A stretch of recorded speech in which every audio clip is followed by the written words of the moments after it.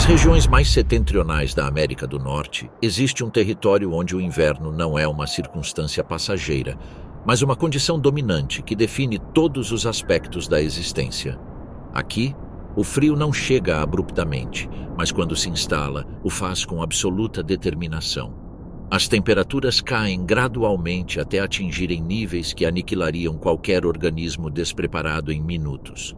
O ar torna-se seco e cortante, e cada respiração expõe a fragilidade do corpo diante de um ambiente que não oferece trégua. A paisagem está se transformando lentamente. Primeiro, os tons intermediários desaparecem. Depois, o contraste se acentua. A neve começa a cobrir o chão, não como um manto uniforme, mas como um aviso disperso que se acumula nas sombras, depressões e recantos onde o sol já não alcança. Com o passar dos dias, essa presença fragmentada se consolida em uma camada contínua que redefine completamente a paisagem. No Canadá, o inverno não é apenas uma estação, é uma força estrutural que remodela o equilíbrio da vida. O que funcionava como um sistema relativamente estável durante os meses mais quentes é submetido a uma pressão constante que altera comportamentos, relacionamentos e prioridades. Os alimentos tornam-se escassos, o transporte fica mais caro. Erros que poderiam ser corrigidos no verão agora têm consequências imediatas. Para a fauna dessas regiões, sobreviver ao inverno não se resume a simplesmente suportar o frio. Envolve antecipar, adaptar-se e aceitar uma profunda transformação no modo de vida. Cada espécie reage de forma diferente, mas todas enfrentam o mesmo desafio fundamental: conservar energia sem deixar de obtê-la, manter-se ativo sem se exaurir e movimentar-se sem se expor mais do que o necessário. Com o fim do outono, os primeiros sinais de conflito começam a surgir. O território, antes compartilhado sem grandes consequências, torna-se um recurso crucial. Áreas que antes ofereciam alimento em abundância, agora só conseguem sustentar alguns. Os deslocamentos diminuem. Os encontros tornam-se mais frequentes e mais tensos. A competição deixa de ser implícita e começa a se manifestar em comportamentos cada vez mais diretos. Os predadores enfrentam um desafio imediato. Muitas de suas presas tradicionais reduzem sua atividade, migram, buscam refúgio ou entram em estado de torpor. Rastreá-las torna-se mais complexo. A neve profunda apaga pontos de referência, mas também expõe rastros. O terreno penaliza a velocidade e favorece a estratégia. A caça deixa de ser uma questão de perseguição explosiva e se torna um exercício de paciência, observação e cálculo. Até os menores animais sentem o impacto dessa mudança. Pequenos pássaros, insetívoros oportunistas, roedores ativos o ano todo, todos precisam competir por um suprimento de alimentos que diminui a cada dia. Sementes enterradas, restos de plantas congelados, insetos escondidos sob a casca das árvores ou no solo, nada está disponível sem esforço. A dinâmica social em muitas espécies é drasticamente alterada. Indivíduos que mantinham distâncias consideráveis durante o verão agora toleram maior proximidade, não por cooperação consciente, mas por necessidade térmica ou de informação. Em outros casos ocorre o oposto. A escassez reduz a tolerância e reforça as hierarquias. O acesso aos alimentos define posições e as disputas são resolvidas rapidamente, não deixando espaço para conflitos prolongados. Nesse contexto, a raposa do Ártico surge como um dos exemplos mais refinados de adaptação ao inverno extremo. De corpo leve e movimentos precisos, esse pequeno predador transformou seu corpo e comportamento para se encaixar quase cirurgicamente no ambiente gélido. Sua pelagem, que durante o verão exibia tons de marrom e cinza, completa sua transformação para um branco puro, tornando-a uma extensão quase invisível da paisagem nevada. Essa transformação não é apenas estética. A pelagem de inverno da raposa é uma estrutura altamente especializada. Uma densa camada interna de pelos finos retém o ar quente próximo à pele, enquanto pelos de cobertura mais longos e resistentes bloqueiam o vento e a umidade. Até mesmo as almofadas das patas são cobertas de pelos, o que distribui seu peso sobre a neve e permite que ela se mova sem afundar em superfícies que dificultariam a locomoção de outros predadores. A preparação da raposa para o inverno começa muito antes da primeira neve cobrir o chão. Durante o breve verão ártico, ela se alimenta intensamente, acumulando reservas de gordura que podem representar até 1/5 do seu peso corporal.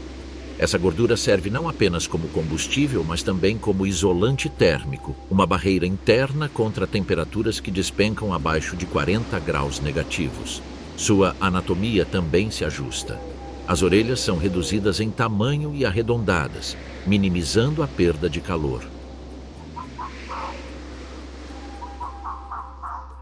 O focinho encurta. Cada centímetro de superfície exposta é otimizado para conservar energia. Nada em seu corpo é acidental. Tudo responde a uma pressão ambiental constante que moldou a espécie por milhares de gerações. Saindo de sua toca nas primeiras horas da manhã, a raposa hesita. Não se move imediatamente. Cheira o ar, escuta, avalia. Sua audição é sensível o suficiente para detectar o movimento de um pequeno roedor sob dezenas de centímetros de neve compactada. Essa habilidade permite que ela casse mesmo quando a superfície parece completamente imóvel. As tocas que utiliza não são meros abrigos temporários. Muitas delas são estruturas herdadas, redes complexas de túneis e câmaras que foram ampliadas e reutilizadas ao longo dos séculos. Essas cidades subterrâneas oferecem proteção contra o vento, isolamento térmico e uma base estratégica a partir da qual a raposa organiza suas atividades de inverno. Com o avanço do inverno, seu comportamento torna-se cada vez mais oportunista. Ele segue grandes predadores à distância, à espera de restos de comida. Saqueia reservas de alimento sempre que possível. Chegou até a aprender a caçar focas em fendas no gelo, uma estratégia que exige horas de imobilidade absoluta e precisão impecável. Ao caçar pequenos roedores, sua técnica é tão eficaz quanto espetacular. Permanece imóvel, inclina a cabeça e localiza o som. Em seguida, salta verticalmente e mergulha de cabeça na neve, desaparecendo completamente. Muitas vezes emerge com a presa em suas mandíbulas.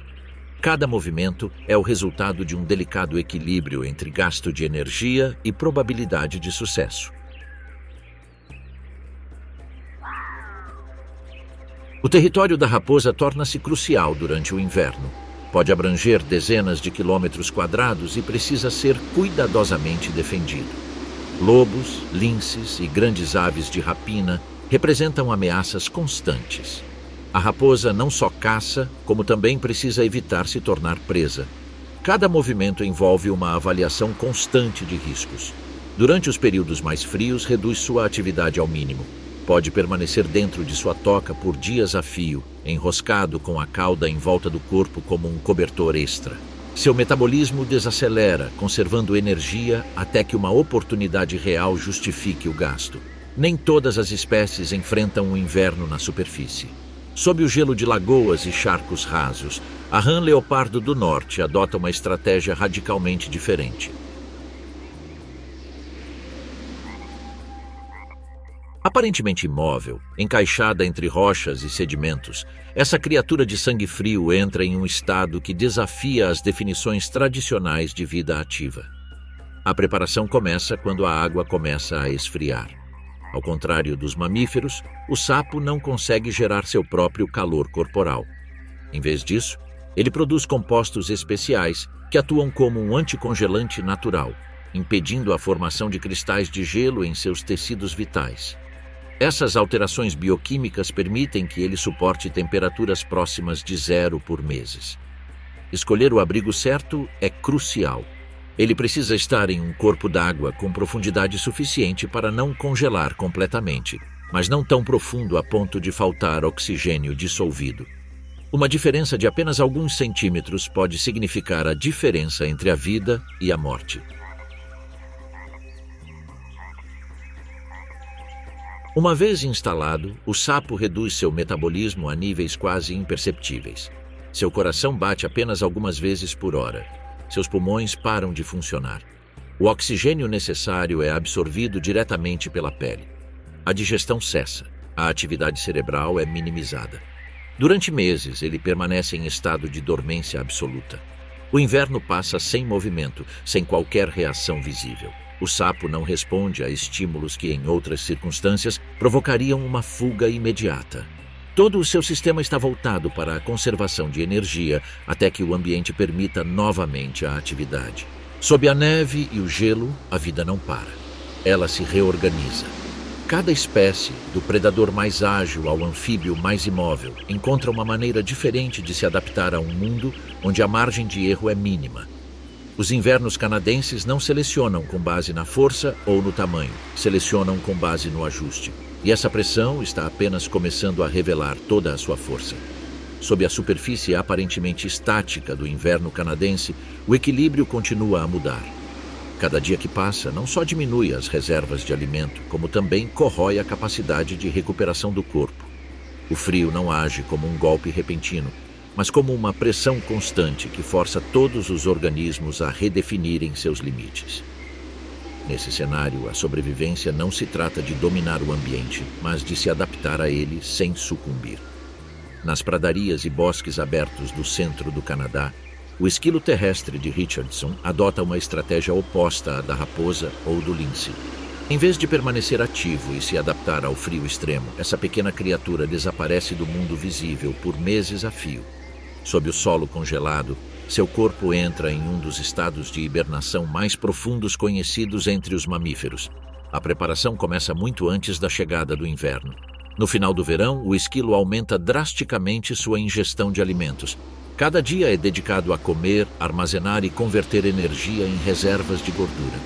Em apenas algumas semanas, seu peso corporal pode aumentar em quase metade, uma transformação que altera completamente sua fisiologia. Essa gordura não é apenas uma reserva de energia, é o combustível que sustentará as funções vitais durante um período prolongado de inatividade quase total. O refúgio subterrâneo onde passará o inverno é o resultado de anos de trabalho acumulado. A câmara principal fica a vários metros de profundidade, abaixo da linha de congelamento do solo. Lá, a temperatura permanece relativamente estável, mesmo quando a superfície atinge temperaturas extremamente baixas. O sistema de túneis serve não apenas como acesso, mas também como mecanismo de ventilação e defesa, uma rede projetada para reduzir os riscos quando o esquilo não consegue reagir rapidamente. Quando chega a hora de hibernar, o corpo do esquilo passa por uma transformação radical. Sua temperatura corporal cai para apenas alguns graus acima do ponto de congelamento. O coração, que normalmente bate centenas de vezes por minuto, desacelera a um ritmo quase absoluto. A respiração fica tão lenta que os intervalos entre as respirações podem durar vários minutos. O metabolismo desacelera para uma fração da sua taxa normal. A digestão cessa. A atividade cerebral é simplificada. O corpo entra em um estado de conservação absoluta, onde cada reação química é cuidadosamente regulada para evitar gastos desnecessários. Durante semanas, o esquilo permanece imóvel, sustentado apenas pelas reservas acumuladas durante o verão. No entanto, a hibernação não é um estado contínuo e ininterrupto. Periodicamente, o corpo reativa-se por breves intervalos. Esses despertares são energeticamente dispendiosos, mas desempenham funções essenciais. Permitem que o corpo reajuste a sua temperatura, elimine resíduos e mantenha a integridade de certos sistemas fisiológicos. Cada um desses episódios consome uma porção significativa das reservas de gordura, pelo que a sua frequência deve ser mantida dentro de limites muito precisos. A sobrevivência durante esse período depende tanto da qualidade do abrigo quanto da quantidade de energia armazenada. Uma toca mal localizada, ventilação insuficiente ou reservas de gordura inadequadas podem condenar um esquilo mesmo antes do fim do inverno. Nesse contexto, não há espaço para erros de última hora. Tudo é decidido antes que o frio chegue de vez. Enquanto isso, na floresta boreal, uma figura imponente se move entre abetos e pinheiros com uma calma que contrasta fortemente com a dureza do ambiente. O alce, o maior dos cervídeos, encara o inverno sob uma perspectiva diferente. Seu tamanho, longe de ser uma desvantagem, torna-se uma vantagem estratégica. A proporção entre a área da superfície corporal e o volume permite que ele conserve o calor de forma mais eficaz do que animais menores. A preparação do alce começa com mudanças fisiológicas graduais. À medida que a luz do dia diminui, seu metabolismo desacelera. Suas necessidades energéticas são significativamente reduzidas, permitindo que ele sobreviva com uma dieta de menor qualidade. O desenvolvimento de sua pelagem de inverno é uma de suas principais defesas contra o frio. Os pelos externos, longos e ocos, retêm o ar e criam uma barreira isolante excepcional. Abaixo deles, uma densa camada de pelos finos proporciona proteção adicional. Suas longas pernas e cascos largos permitem que ele se mova pela neve profunda com surpreendente eficiência. Enquanto outros animais afundam e se cansam, o alce avança a passos largos, criando trilhas que depois reutiliza para reduzir o gasto de energia. Cada movimento é calculado para minimizar o esforço desnecessário. A dieta de inverno do alce é austera e exigente. Ele abandona a variedade de forragem do verão para se concentrar em galhos, brotos e cascas. Salgueiro, bétula, álamo e abeto bálsamo tornam-se seu principal sustento. Para obter nutrientes suficientes, ele precisa consumir dezenas de quilos de material vegetal lenhoso por dia. Seu sistema digestivo, com múltiplas câmaras especializadas, fermenta lentamente essa matéria, extraindo energia de componentes que seriam inúteis para a maioria dos animais. Esse processo digestivo gera calor interno, uma vantagem adicional durante os períodos mais frios. O alce não só se alimenta para sobreviver, como também utiliza a digestão como uma fonte secundária de calor corporal. O equilíbrio entre alimentação, repouso e movimento torna-se crucial. Atividade excessiva leva a um gasto energético que não pode ser compensado. Atividade insuficiente reduz a ingestão de alimentos abaixo do mínimo necessário. Durante o inverno, os alces podem se agrupar de forma dispersa em áreas onde o terreno oferece abrigo contra o vento e acesso relativamente estável a alimentos. Esses agrupamentos não envolvem cooperação ativa, mas geram benefícios indiretos. Trilhas compactadas facilitam o movimento e reduzem o esforço individual. Mesmo assim, a competição pelos melhores locais de pastagem pode levar a confrontos breves, porém intensos. A ameaça de predação nunca desaparece completamente. Embora um alce adulto seja um adversário formidável, as matilhas de lobos podem aproveitar-se da neve profunda e do cansaço acumulado para atacar indivíduos enfraquecidos. A sobrevivência do alce depende da manutenção de sua condição física e de evitar áreas onde o terreno limita sua mobilidade. Em outro nível do ecossistema, em cavernas, minas abandonadas e grutas profundas do leste do Canadá, pequenos morcegos marrons estão se preparando para uma estratégia de sobrevivência ainda mais extrema. Seu tamanho diminuto os torna especialmente vulneráveis ao frio, mas também lhes permite realizar uma das hibernações mais profundas entre os mamíferos de sangue quente. No final do verão e início do outono, os morcegos entram em um período de intensa alimentação. Todas as noites consomem quantidades de insetos que podem exceder metade do seu próprio peso corporal. Essa fase, conhecida como hiperfagia, permite que acumulem reservas de gordura suficientes para se manterem durante meses de inatividade. A escolha de um abrigo de inverno é crucial. Os morcegos procuram locais onde a temperatura se mantém estável, ligeiramente acima do ponto de congelamento, e onde a umidade é alta para evitar a desidratação. Cavernas profundas, minas abandonadas e estruturas semelhantes oferecem condições ideais. Muitos morcegos retornam ao mesmo local ano após ano, seguindo rotas migratórias específicas que podem se estender por centenas de quilômetros. Uma vez instalados, eles se reúnem em colônias densas. Centenas ou milhares de indivíduos se aglomeram em paredes e tetos, compartilhando calor e umidade. Essa proximidade reduz a perda de energia e oferece alguma proteção contra predadores ocasionais. Quando a hibernação começa, o corpo do morcego entra em um estado de animação suspensa. A frequência cardíaca diminui drasticamente, a respiração fica quase imperceptível. A temperatura corporal se aproxima da temperatura ambiente. O metabolismo desacelera ao mínimo. Nesse estado, o morcego pode sobreviver por meses sem comer ou beber, sustentando-se unicamente por suas reservas acumuladas. Contudo, Tal como acontece com o esquilo terrestre, a hibernação não é totalmente contínua. Periodicamente, os morcegos têm de despertar para desempenhar funções essenciais. Estes episódios, embora breves, consomem grandes quantidades de energia. Cada despertar representa um risco, necessário para a sobrevivência a longo prazo, mas perigoso se ocorrer com demasiada frequência.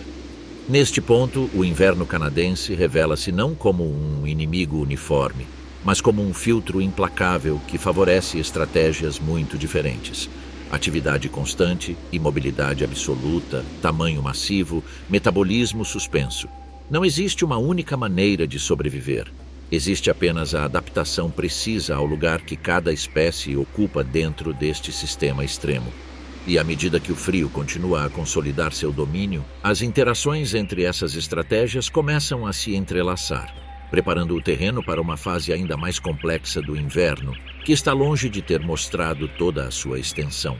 O inverno está entrando em uma fase mais profunda e estável.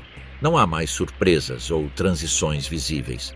O frio persiste, a neve se consolida e o ambiente entra em um estado de permanência que exige mais do que apenas resistência inicial. Nesse ponto, o desafio deixa de ser suportar o impacto da mudança e passa a ser se manter sob pressão constante, sem sinais claros de alívio. Para muitos organismos, esta é a fase mais perigosa, não porque o ambiente piore, mas porque o desgaste acumulado começa a cobrar seu preço silenciosamente. Na floresta boreal, uma presença quase invisível move-se com fluidez sobre a neve endurecida. O lince do Canadá representa uma das adaptações mais precisas ao inverno rigoroso. Ao contrário de outros predadores que sofrem quando o solo está coberto por uma espessa camada de neve, o lince prospera nessas condições. Sua anatomia parece especificamente projetada para esse ambiente. Suas enormes patas, cobertas por uma pelagem espessa, distribuem seu peso de forma tão eficiente que ele consegue se mover sobre superfícies onde outros animais afundam e perdem velocidade. Essa vantagem torna-se crucial quando a neve atinge profundidades que ultrapassam a mobilidade de muitas presas. A lebre americana, sua principal fonte de alimento, também possui patas largas, mas mesmo ela começa a mostrar limitações quando a neve fica compactada de forma irregular. O lince aproveita cada irregularidade do terreno, cada borda endurecida, cada trilha pré-existente, movendo-se com o mínimo gasto de energia. Durante o inverno, a pelagem do lince torna-se visivelmente mais densa. A camada interna engrossa, formando uma barreira térmica excepcional, enquanto os pelos externos repelem a umidade e o vento. Graças a esse isolamento, o lince consegue permanecer imóvel por longos períodos sem perder calor corporal, uma habilidade crucial para uma estratégia de caça baseada em paciência absoluta. A caça de inverno do lince não depende de longas perseguições. O terreno não permite isso. Em vez disso, o felino observa, escuta e espera. Sua audição é extremamente sensível, capaz de detectar movimentos sutis sob a neve compactada. Sua visão é adaptada à baixa luminosidade, o que lhe confere uma vantagem durante os longos períodos de crepúsculo que dominam o inverno canadense. O território do lince expande-se ou contrai-se dependendo da disponibilidade de presas. Em anos de abundância, ele pode permanecer em áreas relativamente pequenas. Quando as populações de lebres diminuem, ele é forçado a percorrer distâncias muito maiores, ajustando suas rotas para minimizar o esforço. Ele utiliza trilhas naturais, leitos de rios congelados e caminhos abertos por outros animais, otimizando cada movimento. A natureza solitária do lince se intensifica durante o inverno. Encontros com outros indivíduos são raros e, quando ocorrem, geralmente são resolvidos por meio de sinais olfativos e visuais, sem confronto direto. O gasto de energia envolvido em uma luta é inaceitável nesse contexto. A sobrevivência depende da conservação de todas as reservas disponíveis. Enquanto isso, no coração das florestas e pântanos, uma estratégia completamente diferente sustenta a vida durante os meses mais rigorosos. A toca do castor ergue-se como uma estrutura sólida em meio a lagoas congeladas, uma fortaleza meticulosamente construída ao longo de semanas e meses. Essa estrutura não é apenas um abrigo, é um sistema fechado que permite que uma família inteira passe o inverno sem ficar exposta ao frio. Os preparativos do castor começam muito antes do gelo selar o lago. Durante o outono, a família trabalha incansavelmente, cortando árvores, carregando galhos e armazenando enormes quantidades de madeira debaixo d'água.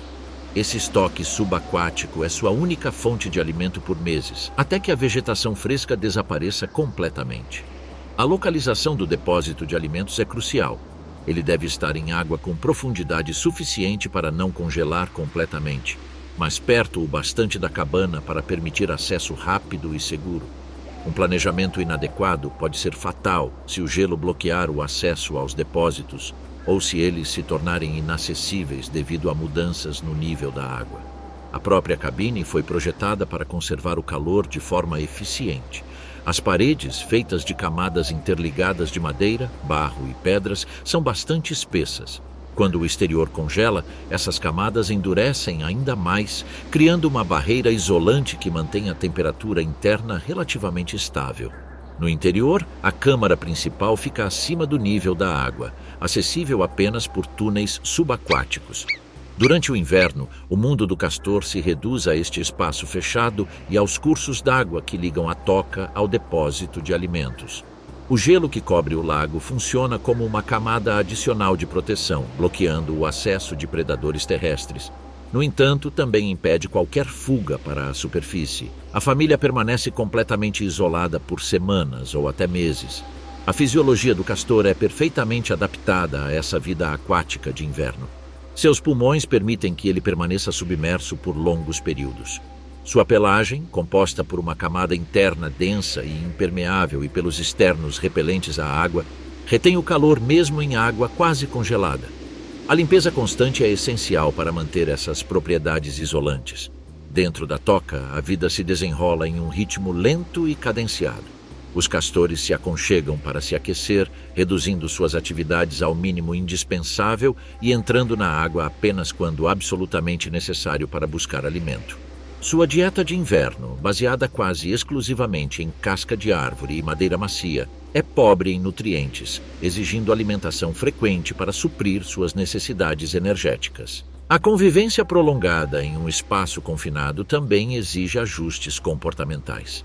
A unidade familiar deve manter uma coexistência estável por meses, sem possibilidade de dispersão. As hierarquias são bem definidas e os conflitos são resolvidos de forma rápida e discreta, pois qualquer gasto desnecessário de energia põe em risco a sobrevivência coletiva. No extremo oposto do espectro de tamanho e força, aves pequenas, como o chapim real, enfrentam o inverno com uma combinação de memória, comportamento social e flexibilidade metabólica. Apesar de seu tamanho diminuto, essas aves permanecem ativas durante todo o inverno, suportando temperaturas que forçam muitos animais bem maiores a hibernar ou migrar. Durante o outono, os chapins reais armazenam milhares de sementes e insetos em esconderijos espalhados por todo o seu território. Cada ave mantém o seu próprio sistema de reservas, distribuídas de forma que nenhuma perda individual seja catastrófica. A sua capacidade de memorizar a localização exata desses esconderijos durante semanas ou meses é uma adaptação fundamental, sustentada por alterações sazonais no seu cérebro. A plumagem de inverno do chapim real torna-se visivelmente mais densa. Ao eriçar as penas, ele cria uma camada isolante de ar que reduz a perda de calor.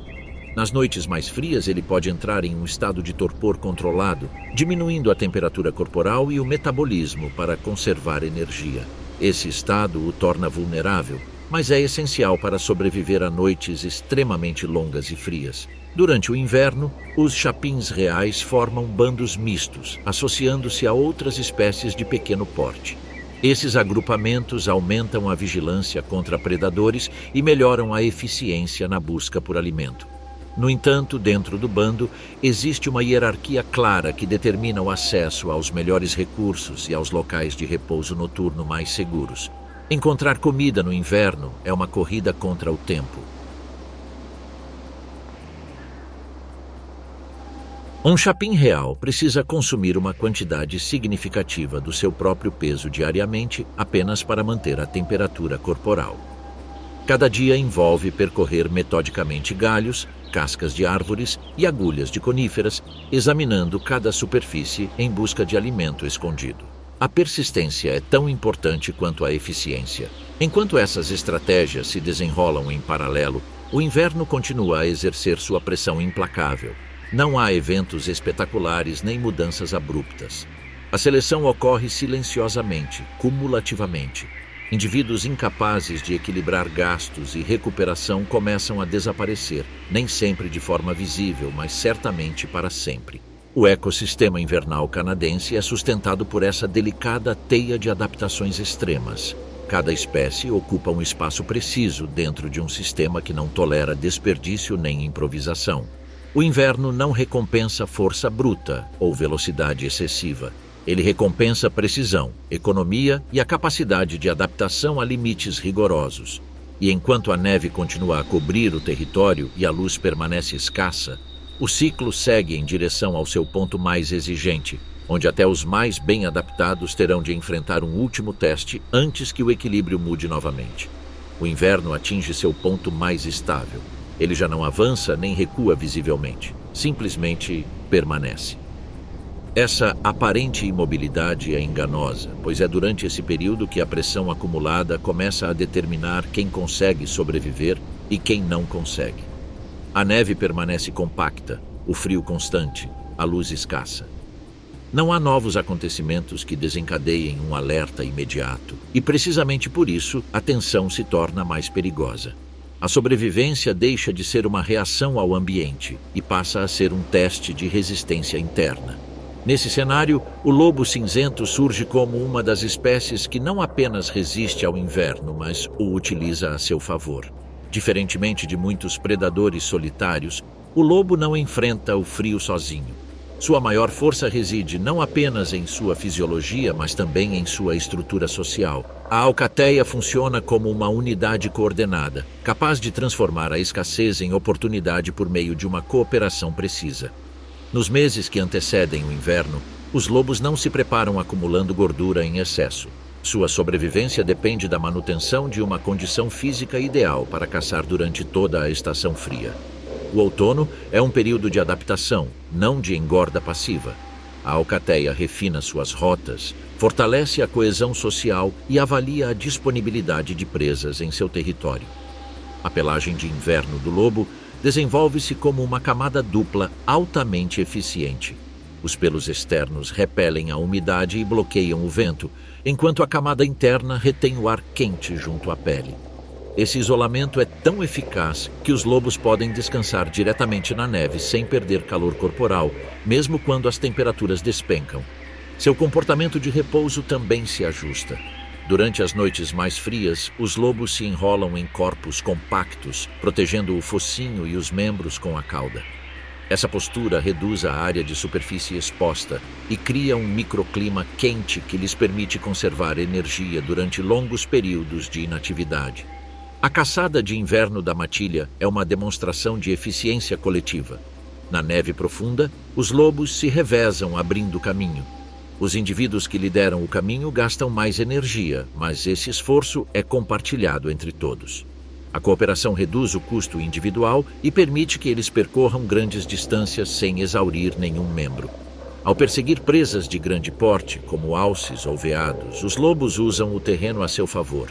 Eles conduzem os ungulados para áreas onde a neve é mais profunda ou irregular, forçando-os a gastar quantidades desproporcionais de energia. O objetivo não é uma perseguição rápida, mas um desgaste gradual que incline a balança a favor da matilha. A estrutura hierárquica torna-se ainda mais crucial durante o inverno.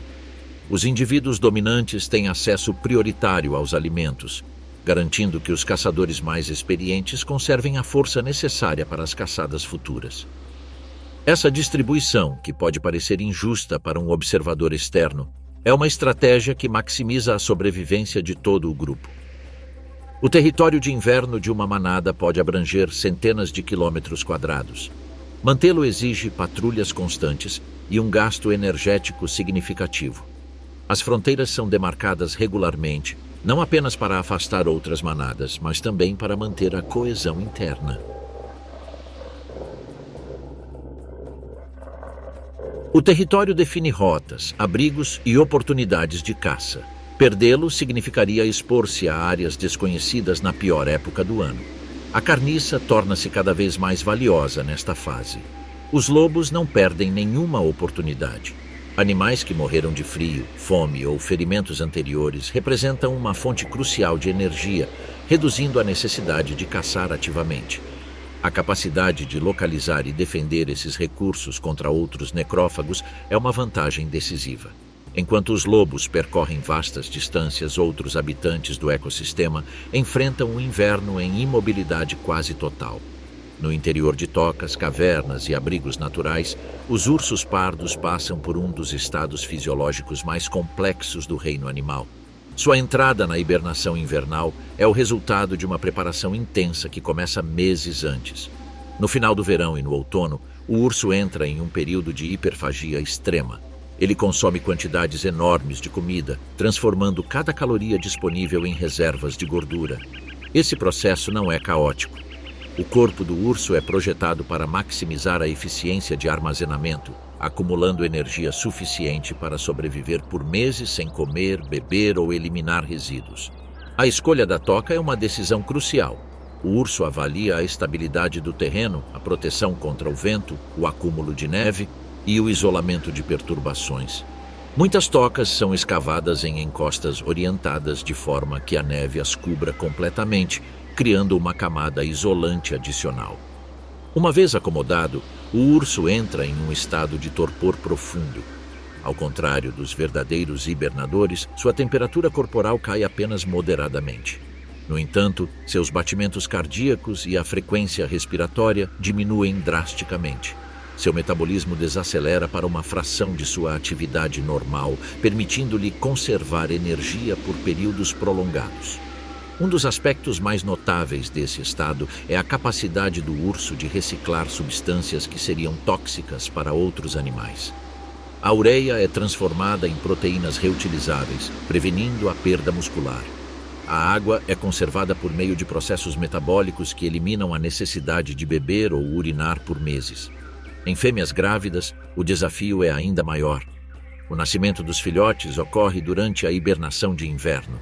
Os minúsculos e indefesos filhotes dependem inteiramente da mãe, que produz leite rico em nutrientes enquanto permanece em estado de atividade mínima. Essa capacidade representa uma das adaptações mais complexas e eficientes da biologia dos mamíferos. Enquanto os ursos sonham sob camadas de neve, o inverno continua seu silencioso processo de seleção acima do solo. Nem todas as espécies têm refúgios tão seguros. Muitas precisam encarar cada dia como uma constante negociação entre risco e necessidade. A escassez reduz a tolerância ao erro. Um ferimento leve, uma decisão mal calculada, um gasto excessivo de energia podem marcar o início de um declínio irreversível. A paisagem invernal, coberta de branco, parece imóvel à distância. No entanto, cada pegada, cada trilha compactada, cada galho roído conta uma história recente de sobrevivência.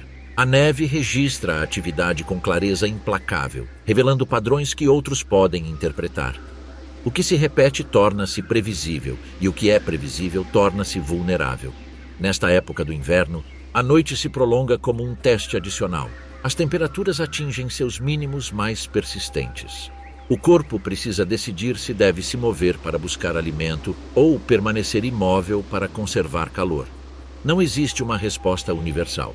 Cada espécie, cada indivíduo enfrenta essa decisão a partir de seus próprios limites fisiológicos. A pressão psicológica, embora inconsciente, também desempenha um papel.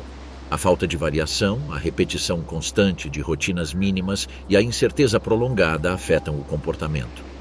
Alguns indivíduos tornam-se excessivamente conservadores. Outros, impulsionados pela necessidade, assumem riscos cada vez maiores. Ambos os extremos podem ser fatais. O inverno não elimina a vida imediatamente. Ele a desgasta, ele a diminui, ele a filtra. Cada dia sobrevivido é o resultado de centenas de microdecisões corretas acumuladas. Não há grandes feitos ou momentos heróicos.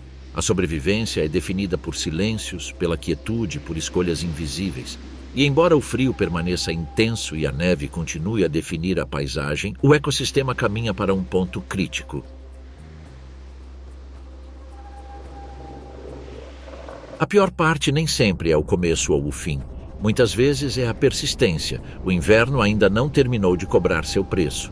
O inverno começa a dar sinais ambíguos. Não há uma mudança clara nem um alívio duradouro, mas certos detalhes estão perturbando o ritmo que durante semanas pareceu inabalável. A luz permanece alguns minutos a mais no horizonte. O sol continua baixo e fraco, mas sua presença altera a superfície da neve por breves períodos. Essa mudança mínima é suficiente para perturbar comportamentos que haviam sido enriquecidos pela necessidade durante meses. A neve já não se comporta da mesma maneira ao longo do dia. Nas primeiras horas, permanece dura e estável, permitindo uma movimentação relativamente eficiente. À medida que o sol sobe, algumas áreas cedem, amolecem e tornam-se irregulares. À noite, o frio endurece tudo novamente, criando camadas traiçoeiras que combinam firmeza e fragilidade. O terreno torna-se imprevisível. Um passo seguro ao amanhecer pode transformar-se num erro perigoso ao anoitecer. Corpos que chegam a esse ponto estão marcados pelo desgaste. Não há reservas de energia nem energia acumulada. Cada ajuste exige cálculos precisos. A experiência adquirida durante o inverno rigoroso torna-se uma ferramenta vital. Aqueles que interpretam essas mudanças como uma melhoria definitiva muitas vezes pagam um preço alto. O inverno não perdoa expectativas excessivas. Os animais presa começam a modificar cautelosamente suas rotinas. Não expandem seus territórios imediatamente, mas exploram, alguns metros adiante, uma trilha abandonada, uma clareira que começa a revelar áreas de solo compactado. Essas incursões não visam a abundância, mas sim a informação. Saber o que mudou é tão importante quanto encontrar alimento. Esse movimento extra envolve riscos. O corpo responde com menos margem de manobra do que antes. Os reflexos não são tão rápidos, a força não é a mesma. No entanto, a necessidade nos obriga a seguir em frente. Permanecer imóvel quando o ambiente começa a oferecer oportunidades também pode ser fatal. O equilíbrio torna-se ainda mais precário. Os predadores observam essas mudanças com atenção renovada. A transição é um estágio de vulnerabilidade geral. Muitos animais de presa chegam a esse ponto no limite de suas reservas. Um ferimento leve, uma reação tardia ou uma separação mínima do grupo podem se tornar sinais decisivos. A caça torna-se mais oportunista, mas não mais impulsiva. O custo do fracasso continua sendo muito alto. Em áreas abertas, o vento continua a moldar a superfície. Ele varre a neve em alguns trechos, deixando placas duras e expostas. Esses corredores naturais facilitam a movimentação, mas também concentram a atividade. Onde a movimentação é mais fácil, o risco aumenta. A visibilidade melhora e, com ela, a probabilidade de encontros inesperados. No interior da floresta, a mudança é mais lenta. A sombra prolonga o reinado do frio. A neve permanece mais profunda, mais estável, menos afetada pelas variações diárias. Para alguns, esses espaços continuam sendo refúgios confiáveis. Para outros, tornam-se zonas de dificuldades prolongadas, onde a falta de variação limita as oportunidades. A fome já não se manifesta apenas como privação, mas como fadiga acumulada. O corpo responde com crescente falta de jeito. Mesmo quando surge uma oportunidade clara, aproveitá-la envolve avaliar se o esforço justifica o risco. Nem toda oportunidade justifica o gasto de energia que exige. A seleção natural nesta fase favorece não os mais ousados, mas os mais precisos. Algumas pessoas, movidas pela necessidade, começam a correr riscos maiores. Elas cruzam fronteiras que evitavam há semanas, explorando áreas expostas. Fazem isso não por confiança, mas porque esgotaram todas as outras opções. Essas decisões marcam uma clara diferença entre aqueles que ainda podem esperar e aqueles que já não têm essa opção. A paisagem começa a fragmentar-se visualmente. Onde antes tudo era um branco contínuo, agora surgem contrastes. Superfícies mais escuras, texturas irregulares, sombras definidas. Essa complexidade fornece informações, mas também confunde. O ambiente deixa de ser uniforme e exige uma leitura mais matizada e constante. As noites ainda estão frias, mas estão se tornando menos uniformes. Algumas oferecem um breve alívio, outras são tão rigorosas quanto o auge do inverno. Essa irregularidade dificulta a adaptação. O corpo já não consegue prever com precisão o esforço necessário para o dia seguinte. A gestão da energia torna-se ainda mais crucial. Em certas áreas da paisagem, a neve recua o suficiente para expor pequenas porções de solo. Essas áreas não são extensas nem uniformes, mas representam oportunidades reais. Ali, o alimento é mais acessível. Essas zonas se tornam pontos de intensa atividade, atraindo tanto presas quanto predadores. A concentração aumenta a tensão. Cada encontro se torna mais significativo. As vias navegáveis entram numa fase perigosa. O gelo, que durante semanas proporcionou uma passagem segura, começa a perder a sua consistência. Surgem fissuras, zonas tornam-se mais finas e sons profundos ecoam pela superfície. As rotas históricas deixam de ser fiáveis, a memória já não basta. Cada travessia tem de ser reavaliada como se fosse a primeira vez. Essa mudança altera territórios inteiros. Áreas que antes eram conectadas tornam-se isoladas. Outras, que permaneceram separadas por meses, começam a se conectar de novas maneiras. O mapa mental construído durante o inverno perde sua validade. Reaprender torna-se essencial, e nem todos são capazes de fazê-lo. O desgaste acumulado continua sendo o fator decisivo. Muitas pessoas que conseguiram sobreviver ao período mais frio não passam dessa fase. Não porque as condições piorem, mas porque o corpo deixa de responder a novas adaptações. Lesões leves se agravam, a fadiga se torna crônica. O organismo falha quando precisa se reajustar. Outros, no entanto, começam a apresentar uma recuperação lenta, mas perceptível. Os movimentos tornam-se mais fluidos, a postura torna-se mais estável, a atenção permanece elevada, mas o corpo responde com mais eficiência. Não se trata de força renovada, mas sim de funcionalidade restaurada. Essa diferença sutil é crucial. Sob a superfície, o mundo oculto mostra claros sinais de reativação. O espaço entre o solo e a neve torna-se mais dinâmico. Os túneis alargam-se. O movimento aumenta. Esta atividade impulsiona o sistema por baixo, gerando um efeito dominó que atinge aqueles que dele dependem. A base do ecossistema responde antes da superfície visível. Com o aumento da atividade, surgem novas oportunidades, mas também novos riscos. Os sons sob a neve se multiplicam. As vibrações são confusas. Interpretar corretamente o que está acontecendo embaixo da neve torna-se mais complexo. O ambiente exige atenção renovada. A luz, embora ainda fraca, altera os ritmos internos. Os períodos de atividade se prolongam. O repouso torna-se fragmentado. O corpo, que havia aprendido a conservar energia durante longos períodos de imobilidade, precisa encontrar um novo equilíbrio. Esse reajuste não é imediato. Durante esse processo, a vulnerabilidade aumenta. Algumas pessoas cometem erros por serem excessivamente cautelosas. Confundem mudança com segurança. Movem-se mais do que o aconselhável, gastam energia prematuramente e se expõem em momentos inadequados. O inverno pune esses erros mesmo em tempos de recolhimento.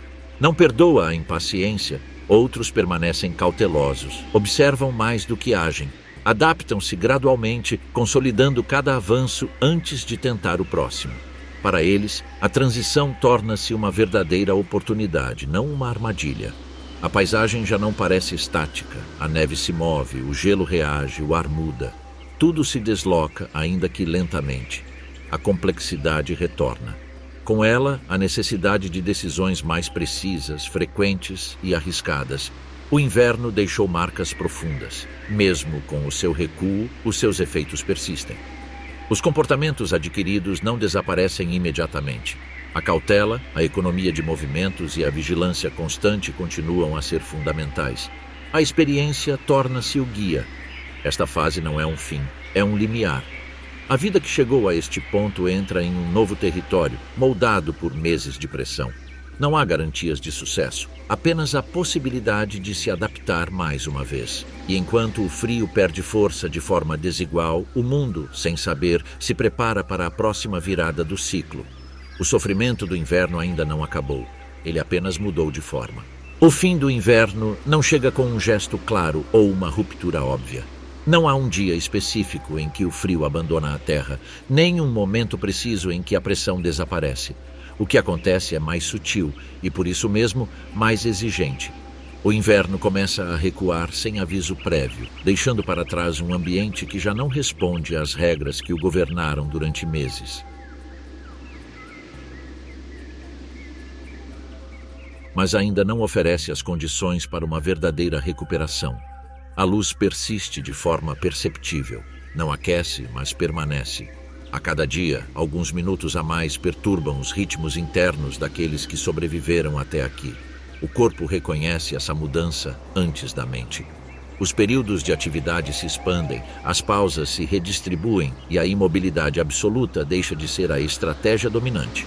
Contudo, o desgaste acumulado impede qualquer resposta repentina. Não há explosão de movimento, nem um retorno imediato aos padrões anteriores. Tudo se desenrola de maneira contida. A paisagem começa a mostrar claros sinais de transformação. A neve está perdendo sua dominância uniforme e se fragmentando. Superfícies mistas estão surgindo, onde camadas endurecidas, áreas macias e trechos onde o solo começa a emergir irregularmente coexistem. Essa variabilidade faz com que cada movimento exija uma avaliação constante do terreno. O ambiente não é mais previsível. Onde o risco antes era homogêneo, agora é seletivo, localizado e em constante mudança. Para muitos organismos, esta fase é mais perigosa do que o auge do inverno. Durante meses, o mundo foi hostil, mas estável. Agora, a instabilidade exige novas adaptações, justamente quando as reservas estão no nível mais baixo. O corpo não tem mais margem para erros prolongados. Cada ajuste é crucial. As barragens começam a expandir seus territórios de forma mais decisiva, embora sem abandonar a cautela que aprenderam. Elas não retornam abruptamente a áreas vastas e abertas, explorando gradualmente. Uma nova clareira, uma trilha esquecida, uma borda onde a neve recuou o suficiente para permitir o acesso a alimentos compactados ou detritos vegetais. Cada avanço é avaliado, cada recuo também. A alimentação continua limitada, mas a diferença é que agora o esforço começa a dar resultados visíveis. Essa pequena melhora altera toda a dinâmica. O equilíbrio não depende mais apenas da resistência. A possibilidade de recuperação começa a surgir, mesmo que seja lenta e irregular. Os predadores ajustam seu comportamento mais uma vez. A urgência extrema dá lugar a uma estratégia focada na recuperação de suas condições. A caça deixa de ser apenas uma resposta à fome imediata e se torna um investimento a médio prazo. Sobreviver não é mais o único objetivo. Preparar-se para a próxima etapa passa a importar. A paisagem fragmenta-se em zonas com ritmos distintos. Nos espaços abertos, o degelo parcial cria corredores de circulação mais acessíveis, mas também mais expostos.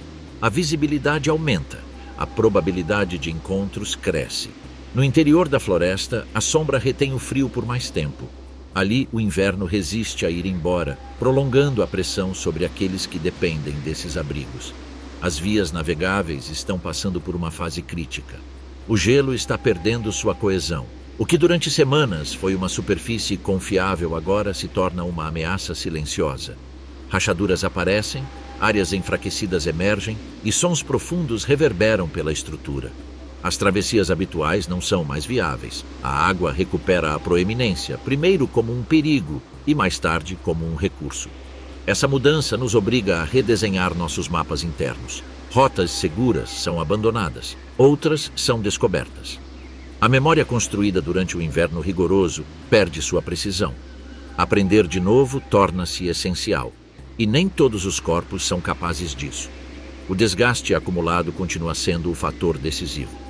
Muitas pessoas não conseguem se beneficiar dessa transição. Elas sobreviveram ao frio mais rigoroso, mas não à readaptação. O corpo exausto falha quando precisa ser mais flexível. É um paradoxo cruel do ciclo natural.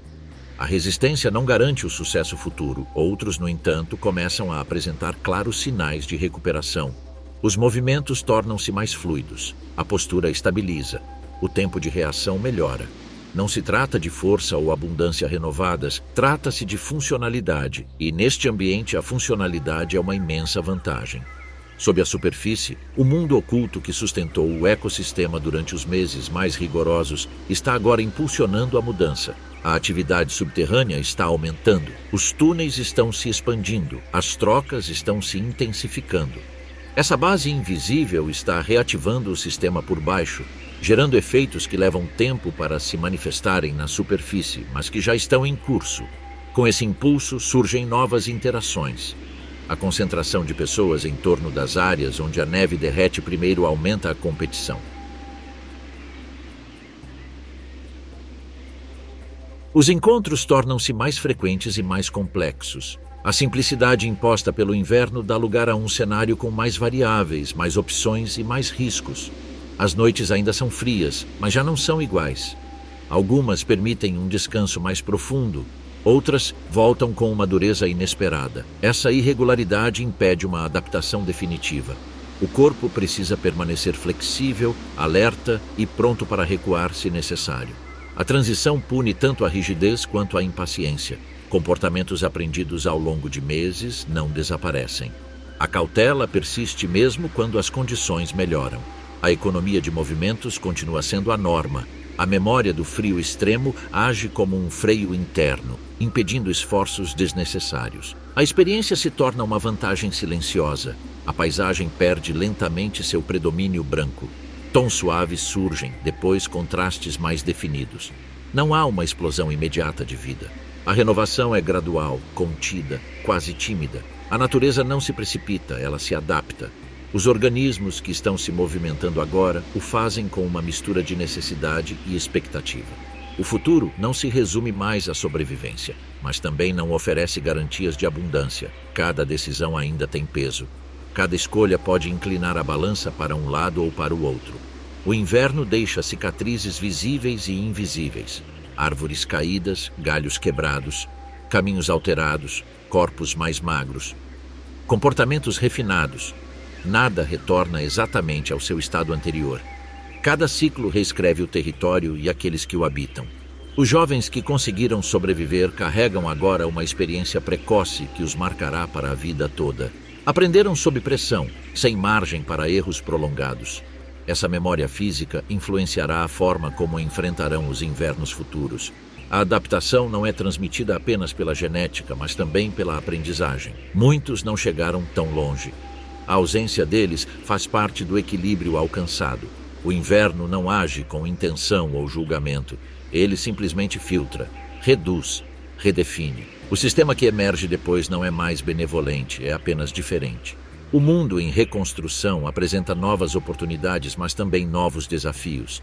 A competição se intensifica. As hierarquias são reajustadas.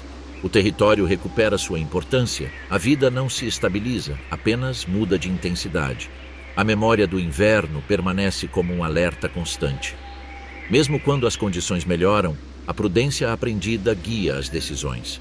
O excesso de confiança torna-se um risco real. A experiência supera a força. Não há um fim definitivo.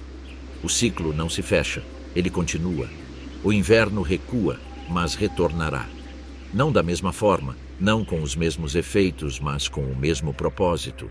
Lembre-se de que a sobrevivência não é um estado permanente, mas um processo contínuo de adaptação. A natureza não oferece recompensas pela resiliência. Não há garantias de prosperidade futura, apenas a possibilidade de adaptação contínua. Essa é a única constante. E assim, sem cerimônia ou conclusões definitivas, o mundo segue em frente. Transformado, refinado, marcado pelo que suportou. A vida persiste não desafiando o que o cerca, mas aprendendo a existir dentro de seus limites. O inverno cumpriu seu propósito. Não como inimigo, mas como força reguladora. O que resta é um novo equilíbrio, frágil, sempre provisório. O ciclo continua.